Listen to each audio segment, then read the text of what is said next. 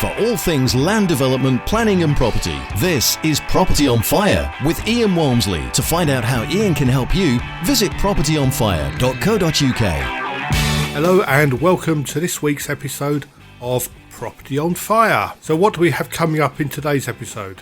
As usual, several of you have been emailing your questions to ian@propertyonfire.co.uk and the odd tweet to @propertyonfire.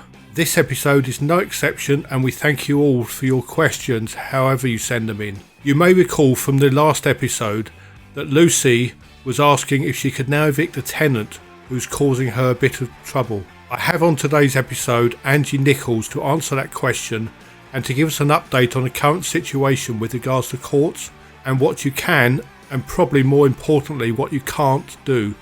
We will also be talking about air source heat pumps and a rant about a professional that we all will use at some point on our property journey. So without further ado, let's get started. But before we do, please do like, review and subscribe to this podcast and come with me on this property journey. But first of all, a massive thank you to each and every one of you, not only for listening to this episode, but for downloading and listening to the first 3 episodes. It was a real pleasure to look on Apple iTunes, whatever they're called these days, and actually see the podcast in the top 20 of both business and education categories. I honestly didn't expect to see this podcast on the same page as the likes of Tim Ferriss, Frank Skinner, Tony Robbins, Gary Vee, Fraser Brooks, Jay Shetty and many more. So once again, thank you for downloading and thank you for supporting this podcast, Property on Fire. Before we get underway with our first question, it would seem that my chat about asbestos in episode 2 with Ian's A to Z of Property and then a follow-up question on episode 3 via Twitter @PropertyOnFire has provoked a few more questions. As you probably know, I'm always happy to answer any question on property where I can. Where I can't, or I feel that a guest would be better to answer that, then I will bring them in. To Ben, yes, if you can avoid disturbing those floor tiles, then please do.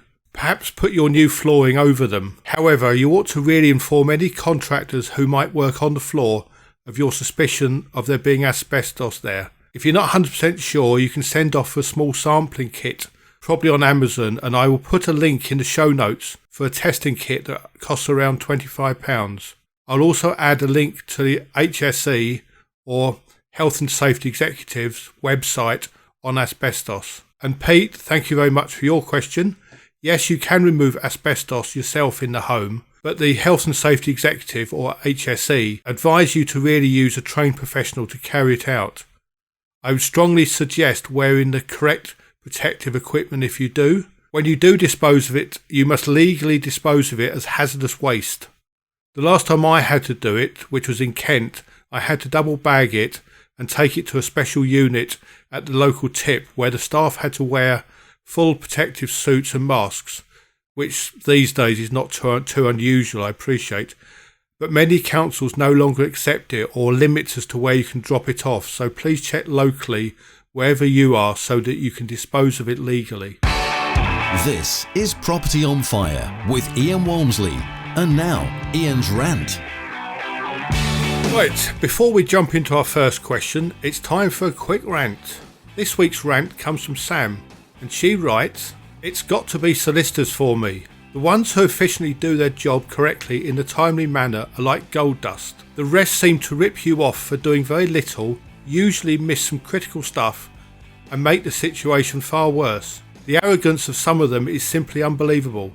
They also add to your cost by taking too long. For example, when you're incurring interest while waiting for them, there is little customer-centred service. You'd think by now they would work out that we can tell everyone in property who is good and who is brilliant or diabolical. Rant not over." Thanks, Sam, and I appreciate your rant there. I can fully understand. Over the last few years, I've had very good solicitors and I've had downright awful solicitors. One of the bugbears I always have is when you're about to do an exchange or completion, the solicitor suddenly vanishes on holiday and never tells you. Why? Why don't they actually tell you? Tell us when you're going on holiday. We aren't mind readers. Just let us know, please. It's a simple thing, isn't it? If you've got a rant, why not let me know? Let off steam by sending me an email to ian@propertyonfire.co.uk, or you can tweet or Facebook me at Property on Fire. The choice is yours, but I would really love to hear your rants so you can get it off your chest. And if you want to stay anonymous, I really don't mind. Now, I've just had my rant about solicitors, and I'm joined now by Tim Bishop, who is a senior partner at Bonalack and Bishop Solicitors, who are based in Salisbury in Wiltshire. And I'm hoping that Tim can explain to us about how we go about picking the right solicitor for the right legal task. Welcome, Tim, to Property on Fire. How to find a decent property solicitor? Well, that's a good question. Now, although I own a law firm and I'm an investor and developer as well, I'm not actually a conveyancer, and I've gone through the issues of actually finding the right solicitor myself, and it's not always easy. But my first bit of advice is, if you do find a good solicitor, hang on to them. Stick to them like glue, don't let them get away. And I have 6 tips to actually find that decent property solicitor. So number 1 is make sure you get someone who's a specialist in property investment. Well, why do I say that? Well, 40, 50 years ago, solicitors were more generalists and there were less juniors. And so it wasn't unusual for the average solicitor who's dealing with conveyancing to have plenty of experience of commercial matters, commercial conveyancing and other issues as well. And that gave them a much broader picture. But these days, most residential conveyancing people actually deal with only residential conveyancing and usually not for investors. And there's quite a difference. If you're an investor, there may well be other issues involved. For example, you may well be buying through a company, therefore may be issues regarding loans, company organisation, joint ventures, etc. Quite a few things that can potentially trip up the average conveyancer who's only used to buying simple properties on the local estate. And there's quite a difference as well in terms of time. The average person buying a home for themselves may say time is really important, but in reality it's not. It's all about emotion for them. The investors on the whole are quite different. Time is normally absolutely critical, and it's not about emotion, it's about money. And if your solicitor understands that, that's really important. Now, I've got about 22 people in my property team, and I spent years going to property events, and when people asked me what I did, I told them I was a solicitor and a developer, and half of them probably said, oh, I've got a really good solicitor, but at least half, possibly more, started moaning about their solicitor. And it took me a while to realise why, and as I said, it's simply because they hadn't got someone who really understood property investors, and that's really important. So that's number 1.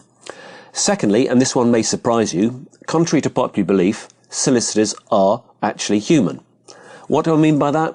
Well, like any human, they will respond to decency, kindness, and they'll have good days and bad days. So if you've got a solicitor who you trust, do understand there are going to be occasions when they're really busy, and try to help them out. So, for example, it's probably not a good idea to attack them with lots of queries, say on Friday lunchtime or Friday afternoon, where the chances are they're going to have plenty of completions. It's also useful if you can avoid unnecessary contact points. What do I mean by that? Well, basically, don't keep pestering them, ringing them phone calls. If you can minimise the number of contacts, perhaps combine some non-urgent points together, that will make their life easier. Be polite. Try to help them to help you, so respond promptly to their queries, prepare stuff in advance, and whatever you do, don't leave things to the last minute. That can put your solicitor under huge stress. And lastly, a very simple one, a piece of advice I'll pass on, which my old grandma used to tell me when I was 7 or 8 years old: always say thank you. You'd be surprised how few people do say thank you. Now, I know you're paying a lot for legal services, but saying thank you often goes quite a long way. The third thing is to pick the right person, and by that I mean someone who actually suits your personality. We're all different. In my conveyancing team over the years, I've had people with some quite different personalities. One of them, for example, an extremely good conveyancer, is very short. He gives bullet points, he's very punchy, he writes very, very, very short letters, and some people like that. On the other hand, I had another solicitor who was extremely good, very able, very experienced. He was far more wordy. He would go into detail. He'd explain things at length. And some people provide that. Personally, I'm a bullet point kind of guy, but equally I accept that other people aren't. So find someone who suits your particular style. Make sure they're going to deal with you in the way you want to be dealt with. So are they best with phone, email? Do they prefer Zoom, for example? Some of our clients deal with Zoom video regularly. And also find someone who you feel comfortable with. Someone you can tell the truth to and you can trust. If things do go pear-shaped, you need someone who you feel you can talk to comfortably, so picking the right person, someone who suits you, is important.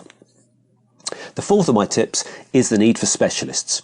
Now, if you're just buying a relatively vanilla buy-to-let, that may not be so much of an issue, provided you get someone who's used to dealing with property investors. But you may well be using other strategies and other types of property to buy. So, for example, if you're going to buy at auction, make sure your solicitor has plenty of experiences in auctions. The conveyancing process really is quite different. Equally, new builds, lease options, things like that are really quite different. We also have a team that specialise in lease extension and enfranchisement, 5 of them doing nothing but that.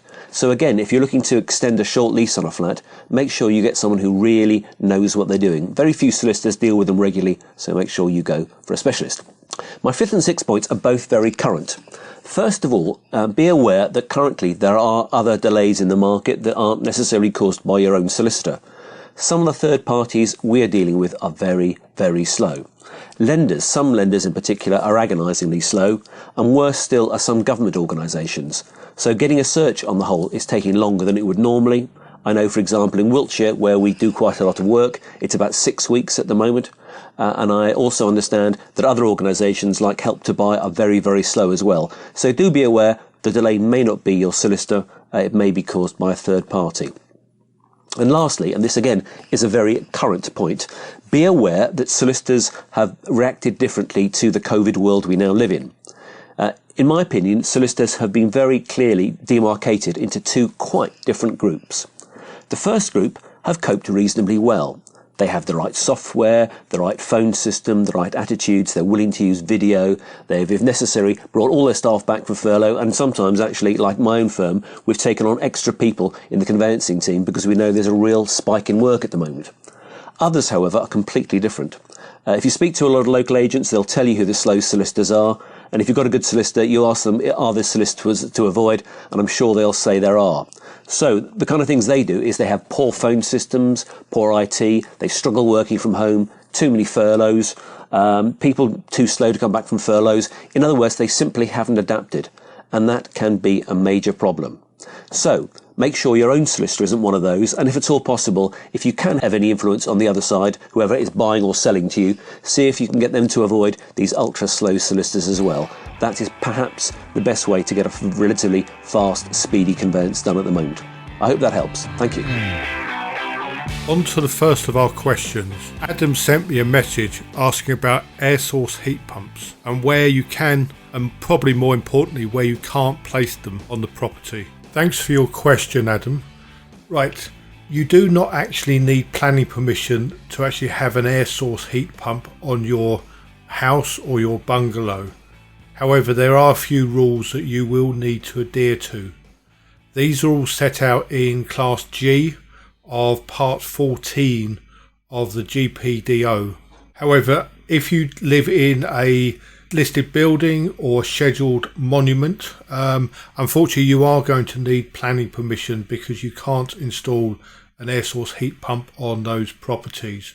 But if you're in a conservation area or a World Heritage Site, then you can install it. However, it cannot be on a front elevation that fronts a highway. You are allowed to install it on the front wall of a property that's not in a conservation area or a World Heritage Site, but it must be on the ground floor story and not above. You can position it on a flat roof on your property, as long as that flat roof is to the side or to the rear, but it must not be within 1 metre of the edge of that flat roof, and you also can't install it on a pitched roof anywhere on your property. The one final thing that you must be careful of, you can't install it within 1 metre of the boundary of your curtilage of your property. Your curtilage is generally the land that surrounds your house or bungalow, or indeed flats, both on the sides and at the front and at the rear. If you have any land that is separated perhaps by a hedge or a road or indeed a fence, then that may not actually be part of your curtilage. So you do need to check as to what is and what isn't your curtilage of your property. But as long as it's not within 1 metre, Adam, you can place your air source heat pump either on the ground level or on the first floor or second floor, wherever you wish to place it, as long as that is not on the front elevation. If you're on the front elevation, don't forget you must keep it to the ground level. I hope that answers your question, Adam, but there will be a link in the show notes to my page on Planning Geek on Class G air source heat pumps on domestic premises, just in case you need clarification on the full legislation. Before I move on to my second question, I thought I would give you a quick update upon what was happening on our development sites. As you may know, apart from running Planning Geek, we also have a development company called Leading Homes, which primarily operates in the southwest of England. On our site in Totnes in Devon, we are almost at practical completion on our first 22 flats. So we've been down there over the last week doing an awful lot of snagging on these flats, as it's very important that anybody buying these flats and moving into them has the best product possible. It will certainly be a nice day when the builders are finally off site and we can get control of the site once more. But before we can get control, we just need to ensure that the builders can fix all the various snagging points that we've located in each of the flats. Also starting this week on site in Totnes are the landscapers. So they'll be doing all the fencing, turfing of the communal areas, and planting up the front beds with shrubs, etc. It should bring the entire site together and really make a very nice environment for those who will be moving into these flats shortly. On another one of our sites, which is a 14 bungalow development in North Devon, we have had to establish as to where the various sewer pipes are that run beneath the site. The problem is that one can never quite rely upon the maps from any water company, and South West Water are no exception to this. So we've had to dig some trenches and locate various manhole covers around the large site. One of these hidden manhole covers was actually a foot beneath the ground, and another of them was in a large bank that was full of brambles and other overgrown vegetation. This, along with several trenches on the site, has allowed us to establish as to exactly where the path of these pipes currently run, and also check to see as to whether the pipes are actually in use or have been disused at some point by South West Water. The reason for having to establish as to exactly where the pipes are, and also indeed the dimensions of these pipes, is so we can ensure that none of the planned housing is actually on or is too close to any of these pipes. If that had been the case, then we may well have had to go back in for planning or revise the planning, or even at worst case scenario, not be able to build some of the bungalows on the site, which, if that had been the case, would have affected the GDV and indeed the money that our investors are investing in the site. Our other big concern was the depth of these pipes. The further down they are in the ground, the more space you need to keep on either side of the pipes from building upon. This is due to the size of equipment that the water company may well have to use on site in order to reach the pipes and to fix any leaks that may occur over the years. But thankfully they weren't too deep down into the ground, and as a result of this we are not foreseeing any problems with the planning that we have in place. I think we all sighed a big relief when we found this out from the groundwork guys that have been on site for a couple of days. I made reference a second ago to the investors and to ensure that we can go ahead with our planned schemes. That brings me on to a quick message that Michael sent me via @PropertyOnFire, and he asked, "Did I hear that correct, that you actually pay 20% interest on loans?" I think this was something that I actually said in the very first episode of Property on Fire. And the quick answer to you, Michael, is yes, we have certainly paid 20% on loans in the past, and we'll certainly pay 20% on loans in the future from our investors. And if you are interested, Michael, please email investor@leadinghomes.co.uk. Thank you. On to the second question on today's episode. And you'll remember that on the last episode, episode 3, we had a question from Lucy, who is asking if she can now evict a tenant who is causing her a bit of trouble. Rather than trying to answer the question for you, Lucy, I thought I would get an expert in to help us. And I'm pleased to welcome onto Property on Fire Angie Nichols, who is from the KPA property family. Welcome to Property on Fire, Angie. Thank you very much for inviting me, Ian. I'm a big fan of the show, so it's my pleasure to be here today. The question that we had in via email was from Lucy. She was asking us, can she now evict a tenant who is causing her a bit of trouble? And I thought it would be ideal to get an expert in to actually talk about this for her. Good question, Lucy. Evictions are a bit of a nightmare, the eviction space at the moment. It would be useful to have a little bit more information. I don't know if we know, Ian, what the trouble actually is. We don't, unfortunately. Her email was fairly sort of that was about it, to be honest. Just there's a bit of trouble, so I think it's better we just try and assume that it fits all cases of trouble. Sure. To be honest. Okay, so what we'll do is we'll have a little bit of a quick walk through the eviction space and have a look how that's looking, and it's looking a bit dire at the moment. So on September of this year, we all got very excited because the courts reopened, and we thought, fantastic, business as usual. We can now start, get going again. And obviously there was a massive backlog. And then on November the 5th, we went down into lockdown, country's second lockdown. And the government asked the bailiffs not to go in. So it's not so much the court system now, it's the warrant of possession that's the problem. It's the other end. So the court system extended the evictions to all of them except for the most egregious, the most serious cases, which I'll go through in a moment for you, Lucy, just in case the trouble to which you refer falls into one of those categories. But if it doesn't, then they're quoting 6 months. In reality, it's a lot more than 6 months. So there's somebody that we know within the property sphere in London who has issued a Section 21, and she's got a date for December 2021. So that gives you a kind of an idea of what they're looking at when they're looking at what they would call ordinary cases.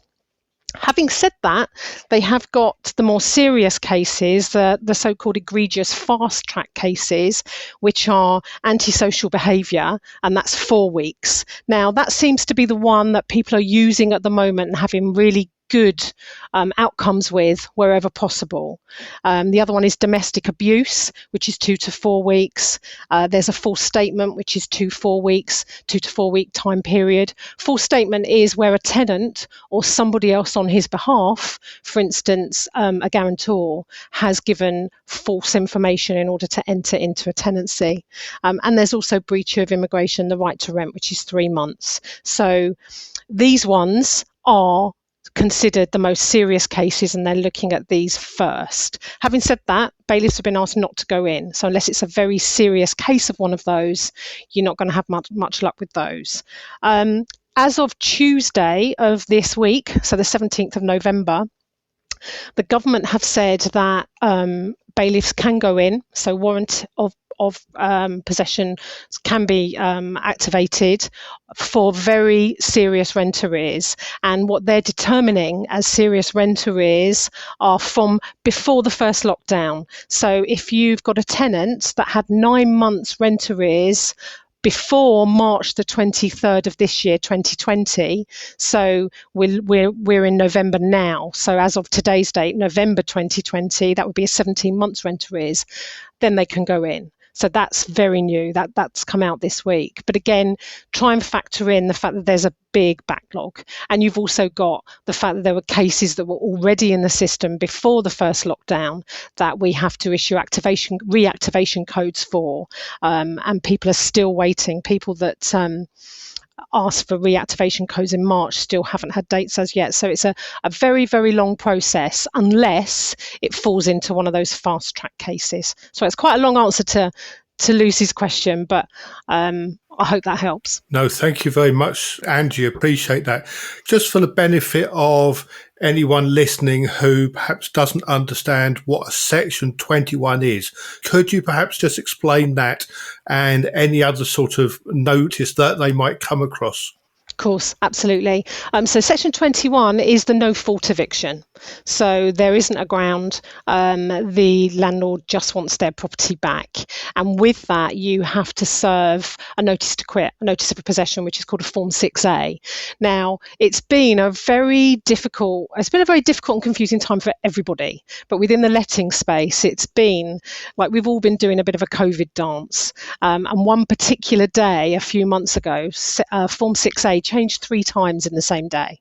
So you have to be really careful if you're a landlord and you're serving these things yourself. Make sure you get the correct version of the form. And I would always suggest you go to the government website, because if you go to the government website and that's the source that you're getting your form from, you know you're downloading the correct version, because you've got massive backlogs we're dealing with here.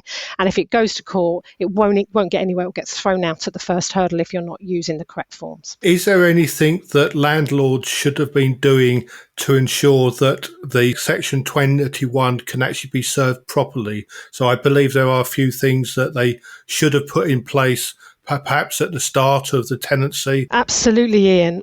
So they should be creating a proper tenancy. So 2015, the Deregulation Act, you then had to create a proper tenancy. So it wasn't just a case of giving a tenant a correct form of the contract. They have to have the up-to-date form of the How to Rent Guide. They have to have an up-to-date gas safety. They need to see an EICR. You know, there are documents that they need to see before they enter into a tenancy with you. And if you think about that, there's a common sense angle there, because they need to know that the property that they are entering into a tenancy for is a safe property, that it has all the regulations and the forms and certification that it needs to have.